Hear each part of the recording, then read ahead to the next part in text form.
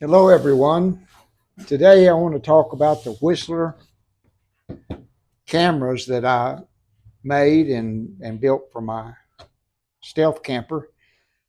I want to show you how I put them onto this is a 2x2 with a little piece of plywood, about 3/8 plywood, that I just screwed these onto it, and then I mounted this Whistler camera onto the plywood.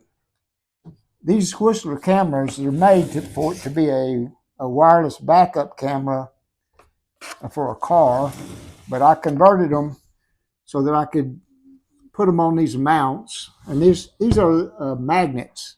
You buy these magnets for cabinets. You can buy them on Amazon. And I just screwed them to the back of the 2x2 so that they would latch on to the top of my car, and I could change the position and put them different places wherever I thought they needed to be pointed for that night. Sometimes they'll be facing the same direction. Sometimes they'll be in opposite directions. And you can get as many of these cameras if you want. I thought about getting 4, and I actually bought another one. I wanted to show you how they come in the box. This is what they look like on Amazon.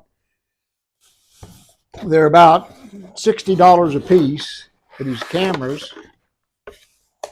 And when you get them, it'll look like this in the box. Let me make sure that camera's pointing right.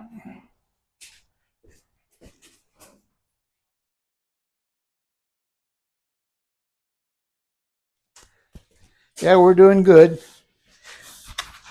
So when you get this camera to begin with, I have a few tips. The first tip is don't buy those discounted Whistler cameras on Amazon, because you can get them for like $30, but they have been sent to someone else and they were either broken or missing parts, and they were sent back to Amazon. And so they're selling those at a discounted price. But I bought a couple of them that don't really work very good, and I had to send them back.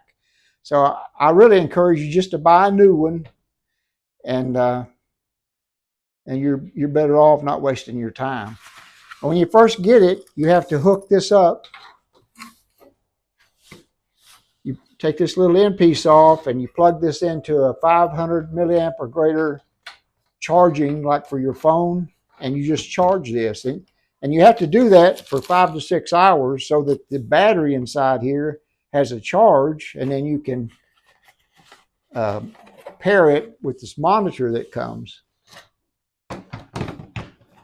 Once you have charged this for 6 hours, this is the on-off switch. You turn it on, and these little area here, you push that on the side, and then you move around with these cursors, and this is the enter button.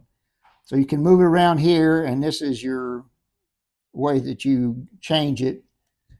I'm not sure. Well, I don't have any power to it. The other monitor is in the car, so I can't really show you that right now. It comes with all these parts. This is what I mounted in my car. I glued this to my cabinets wherever I wanted it. And then I glued this to that, and then mounted the monitor onto that. That's the way I did it.